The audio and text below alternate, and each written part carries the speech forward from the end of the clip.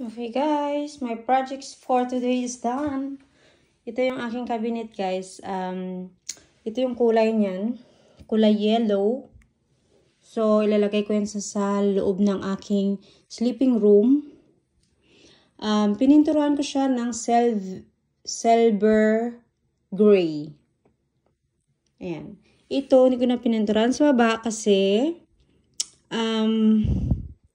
ito yung pinakababa niya. Andun yung pinakataas. Ito yung second. Yun yung pinakataas. At yun naman yung ating night table. Table. Basta sa tabi ng higaan. Ito yun siya guys. So, ang kalat ko dito sa kusina. Dito ako nagkalat ng lagim.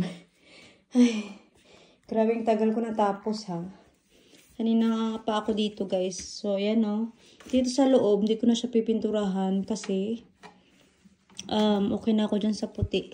Importante lang yung gray dito. Kasi ang kulay nito guys ay yellow or parang ganito siya.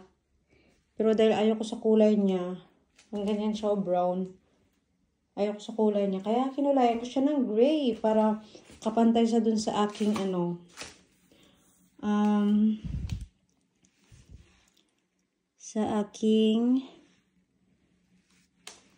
sleeping bed.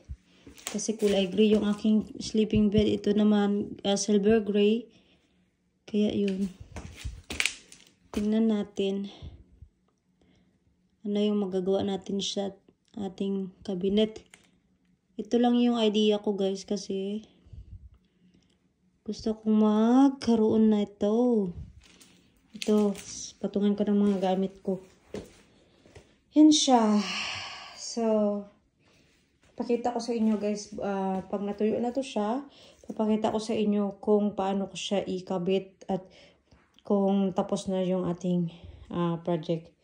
So, thank you guys for watching. Bye guys!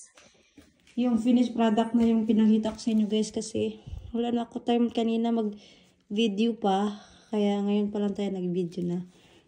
Ayan. Okay na tayo dyan. Yan yung ating ganda, diba?